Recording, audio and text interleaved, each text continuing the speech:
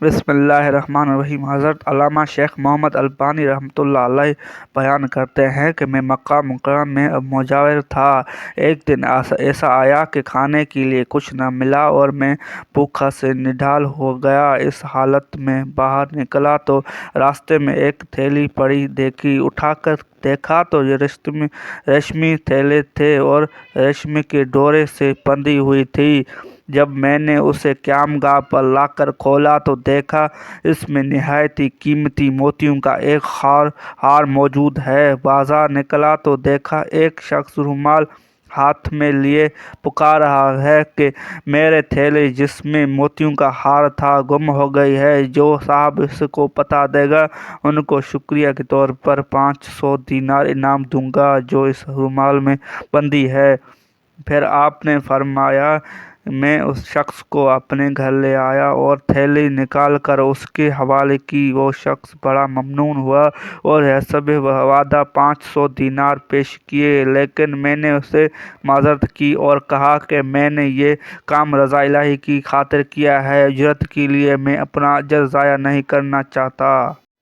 تاہم اس شخص نے جو قبول کرنے پر بہت زور دیا، لیکن میں برابر انکار کرتا رہا، یہاں تک کہ وہ تنگ آ کر چلا گیا۔ اس واقعے کے کچھ عرصے بعد میں نے مکہ مکرمہ میں درست سفر باندھا اور ایک سمندری جہاز پر سوار ہو گیا۔ بدقسمتی سے راستے میں طوفان آ گیا اور جہاز ایک چٹان سے ٹکرا کر پاش ہو گیا۔ میرے سوار سب مسافر ڈوب گئے۔ میرے بچنے کی یہ صورت ہوئی کہ تخت میرے ہاتھ آ گیا اور میں اس پر بیٹھ گیا۔ بہتا بہتا ایک جزیرے کے ساحل تک پہنچ گیا۔ حسن اتفاق یہ ہوا کہ اس جزیرے کے باشندے مسلمان تھے۔ میں وہاں سے مسجد میں ٹھہر گیا۔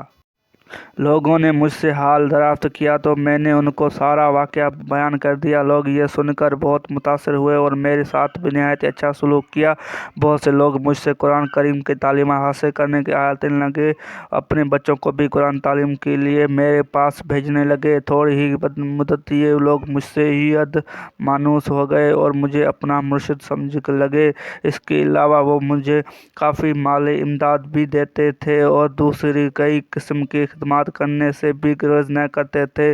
ایک دن انہوں نے آپس میں کچھ مشورہ کیا اور پھر میرے پاس آ کہا ہماری رائے یہ ہے کہ آپ شادی کر لیں اور یہاں مستقل اختیار کر لیں۔ میں نے یہ کہا جس سے آپ لوگوں کی خوشی۔ چنانچہ انہوں نے بتایا کہ ہمارے یہاں ایک مالدار یتیم لڑکی ہے، ہمارے خیال میں اس کے لیے آپ سے بہتر شوہر ملنا مشکل ہے۔ اگر آپ رضامند ہو تو اسے میں آپ کا نکاح کر دیں۔ میں نے رضامندی کا اظہار کیا اور میرا اس لڑکی سے نکاح ہو گیا۔ جب میں نے خصوص اپنی بیوی کا دیکھا تو یہ دیکھ کر حیران رہ گیا۔ وہی تمہیں تھیلی والا ہار اس کے گلے میں پڑا ہے۔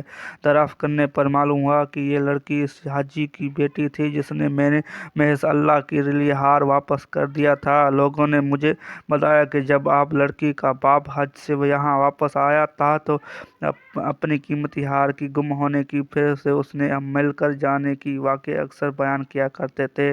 کہا کرتے تھے کہ جس شخص نے مجھ سے یہ ہار واپس دیا ہے ایسی نفس آدمی میں نے دنیا میں نہیں دیکھا۔ پھر وہ یہ دعا کیا کرتا تھا کہ کاش مجھ سے یہاں ملاقات ہوتی تو میں اپنی لڑکی کا نکاح اس سے کرتا۔ پھر آپ فرماتے کہ اللہ تعالیٰ نے اس مرحوم حاجی کی دعا کو شوق سے قبول بخشا اور لڑکی کا میرے ساتھ نکاح ہو گیا اور اللہ پاک نے اس بیوی سے مجھ سے اولاد بھی نوازی۔ سبق: اس واقعے سے ہمیں یہ سبق ملتا ہے کہ سچی نیکی کا بدلہ ہمیشہ اچھائی سے ہی ملتا ہے اور برائی کا بدلہ ہمیشہ برائی سے ہی ملتا ہے۔ جیسا کہ اس شخص میں دین کا بدلہ کیسا عظیم ملا، اللہ تعالیٰ اس دنیا میں